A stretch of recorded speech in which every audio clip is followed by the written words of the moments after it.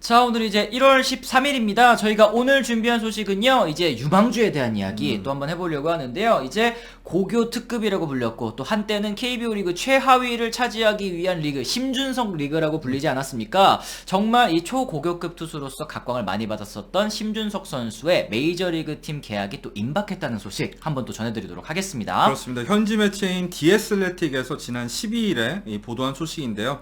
심준석이 피츠버그 파이어츠와 계약할 가능성이 커지고 있다라고 얘기를 했습니다. 맞습니다. 뭐 다들 아시겠습니다만 이 덕수고 출신의 심준석 선수 최고 157km의 빠른 강속구로 또 굉장히 주목을 많이 받지 않았습니까? 뭐 당연히 드래프트 1라운드 1순위 지명이 유력한 선수였습니다만 이 보라스와 손잡고 또 이제 미국 진출 도전에 또 선언을 했습니다. 그렇죠. 디애슬레틱의 한번 평가를 들어보자면 심준석은 MLB.com에서 선정한 국제 유망주 평가에서 전체 10위 안에 든 정상급 투수다 이런 얘기를 했습니다. 그래요. 패스트볼 구속이라든지 뭐 이것도 95마일 정도 꾸준히 나오고 최고 100마일 가까이 던질 수 있으며 커브와 슬라이더, 체인지업 등 변화구도 갖췄다. 그리고 이 비교 대상이 또 어마어마한 선수더라고요. 그렇죠. 심준석은 박찬호와 비교되는 선수다.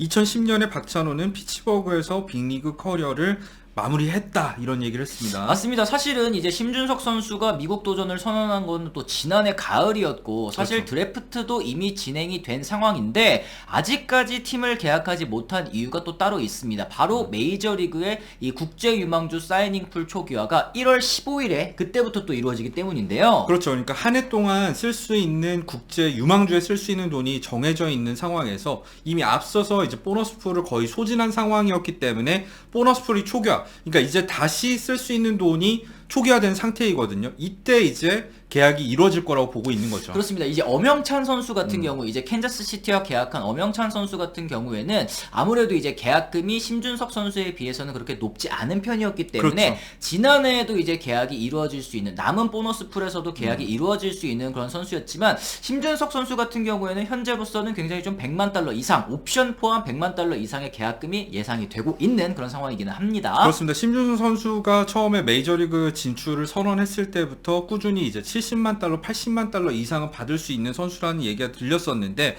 그거보다 오히려 더 큰 계약금이 최근에는 소식이 들리고 있습니다. 그래요. 게다가 이 피츠버그 같은 경우에는 지금 유력 행선지로 꼽히고 있지 않습니까? 이 국제 아마추어 계약 이 풀 중에서 가장 많은 돈을 가지고 있는 팀 중에 하나가 바로 피츠버그거든요. 582만 5,500달러를 1년에 걸쳐서 쓸 수 있는 거기 때문에 여기에서 뭐 이제 옵션 포함해서 100만 달러를 쓰더라도 또 국제 유망주들 추가로 데려올 수 있는 그런 상황에 놓여 있습니다. 자, 그랬을 때 우리나라 이 출신 선수 유망주들이 메이저리그 구단과 맺었던 국제 유망주 계약을 살펴보면 1위는 다들 아시겠지만 1999년에 이 김병현 선수가 애리조나와 맺었었던 225만 달러가 차지를 하고 있습니다. 요 기록은 1999년이면 지금 20년도 넘게 깨지고 있지 그렇죠. 않은 기록 아니겠습니까? 정말 김병현 선수가 얼만큼 각광을 받았었던 유망주인지 알 수 있는 부분이고 2위가 이제 2001년에 시카고 컵스와 류제국 선수가 맺었었던 160만 달러 그리고 3위가 2000년도에 추신 선수가 시애틀과 맺었던 137만 달러네요. 그렇죠. 그리고 배지환 선수 같은 경우에도 125만 달러의 피츠버그와 계약을 했었잖아요. 네.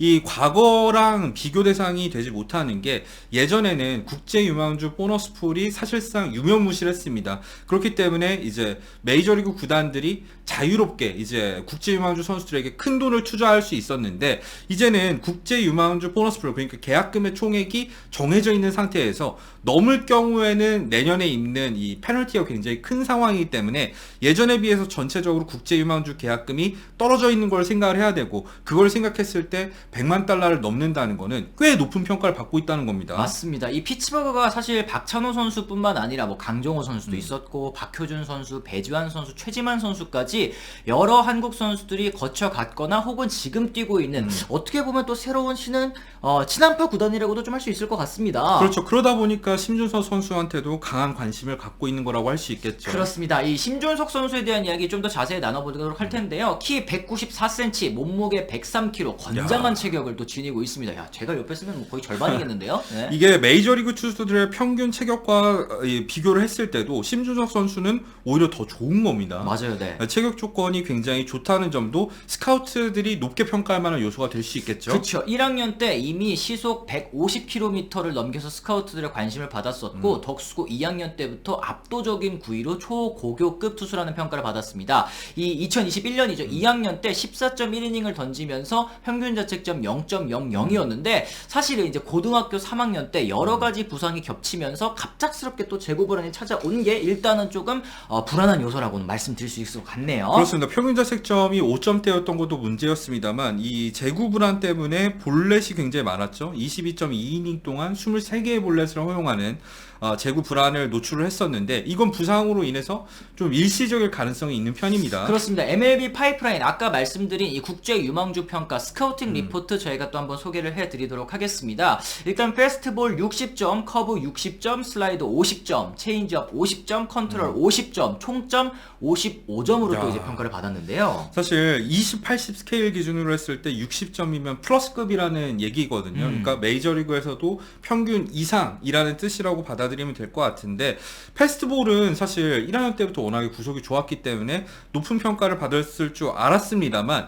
커브가 60점이라는 것도 굉장히 고무적이고 그렇죠. 전체적으로 슬라이더, 체인저 그러니까 다양한 구종이 평균 이상으로 성장할 수 있는 선수라는 평가를 받고 있는 거죠. 그렇죠. 이 스카우팅 리포트만 봤을 때는 일단 메이저리그에서 통할 수 있는 구질이 두 가지 그리고 이제 서드 피치 그리고 네 번째 구종까지도 평균은 된다라는 얘기이기 때문에 일단 이거를 염두에 두시고 보면 좋을 것 같고요. 심준석이 던지는 것을 본 스카우트들은 그가 올해 국제 유망주 중 최고의 투수라고 생각한다라고 또 이제 일단 포문을 열었습니다. 그렇죠. 그리고 최고 100마일의 직구는 꾸준히 94에서 96마일을 찍으면서 진정한 의미의 12시에서 6시 방향으로 꺾이는 커브를 던진다. 그러니까 정통 커브를 던진다는 거죠. 맞습니다. 모든 구종을 잘 구사하고 몸집이 크고 강하다. 깨끗한 팔 동작과 운동신경도 스카우트들 사이에서 각광을 받았다라는 평가를 또 받았습니다. 그렇죠. 그리고 체인지업과 슬라이더도 발전하고 있어서 향후 플러스 축으로 발전할 수 있는 점도 주목을 해야 된다라고 그러니까 얘기를 했고요. 지금 50점을 받은 슬라이더와 체인지업도 뭐 앞으로 성장 가능성에 따라서 55점, 60점이 또 될 수도 있다는 평가기는 하네요. 그렇죠. 그리고 이제 침착함과 인성 부문도 굉장히 주목을 했고요. 패스볼 때문에 10대 초반부터 어렸을 때 박찬호와 이 국제 스카우트들은 꾸준히 비교해 왔다고 합니다. 맞습니다. 이 주목해야 될 점은 저는 또 이제 컨트롤이라고 생각을 합니다. 컨트롤에 이제 50점을 줬다는 건데 컨트롤 50점이면 메이저리그에서 그래도 평균은 된다라는 얘기 아니겠습니까? 그렇죠. 고3 때 20.2이닝 아까 말씀해 주신 것처럼 35개의 사사구를 기록한 선수에게 그래도 컨트롤 50점을 줬다는 거는 이 일시적인 재구 불안이겠구나라고 이제 스카우트들도 좀 판단하지 않았을까라는 생각 들거든요. 그렇죠. 총점 55점이라는 것 자체가 메이저리그 기준으로 했을 때 3선발, 4선발 그리고 그 이상까지도 바라볼 수 있는 포텐셜이라고 보면 되니까 네. 메이저리그의 평가는 생각보다 굉장히 좋은 거를 알 수 있습니다. 그래요. 저는 이 50점을 받은 기준, 이 이유가 무엇일까 생각을 해봤는데 이 심준석 선수가 사실은 고3 때 부상을 입기 전까지는 재구의 문제를 보인 적이 전혀 없었거든요. 그렇죠. 이 고등학교 1학년 때부터 구위 그리고 재구를 모두 겸비한 투수라는 평가를 받았었고, 그러니까 이제 원래 구위만 좋고 재구가 안 되는 뭐 이제 장재영 선수 얘기를 또 해서 좀 죄송하긴 합니다만 장재영 선수 같은 경우에는 패스트볼 너무 좋아. 하지만 재구는 좀 가다듬을 필요가 있다라는 평가를 고교 시절에도 받았었던 선수지만 심준석 선수는 그런 케이스랑은 좀 살짝 다르다는 말씀을 드리고 싶어요. 그렇죠. 그리고 이제 고3 때 성적, 뭐 5점대 평균 자책점이라던가 볼넷이 일시적으로 높아진다던가 사실은 메이저리그 스카우트들의 기준은 절대 이 표면적인 성적이 아니에요. 예를 들면은 130km대 공을 던지는 선수가 키도 한 180cm가 되는데 평균 자책점이 1점대인 선수야. 근데 심준석은 5점대야. 그럼 130kg짜리 선수를 뽑을까요? 아니거든요.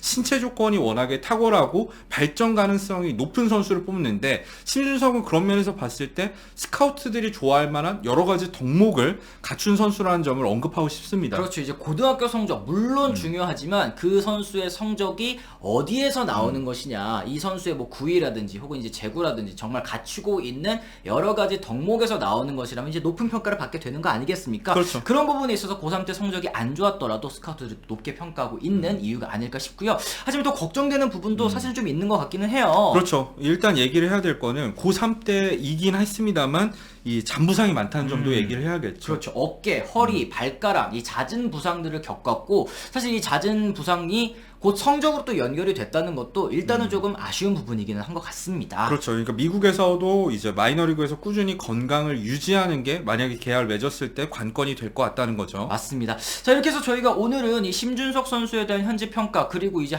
지금 저희가 13일에 녹화를 하고 있으니까 한 이틀 뒤 혹은 사흘 뒤 이쯤이면 이제 계약 소식이 뜰 것 같아요. 그렇죠. 현재로서는 유력한 팀으로 피츠버그가 고려되고 있다라는 소식까지 한번 또 전해드렸는데요. 여러분들께서는 또 이 심준석 선수에 대해 어떻게 생각하시는지 또 궁금합니다. 댓글로도 남겨주시면 좋을 것 같고요. 저희는 또 다른 컨텐츠로 다시 돌아오겠다는 말씀 전해드리면서 오늘은 이만 물러가 보도록 하겠습니다. 지금까지 시청해주신 분들 모두 감사합니다. 고맙습니다.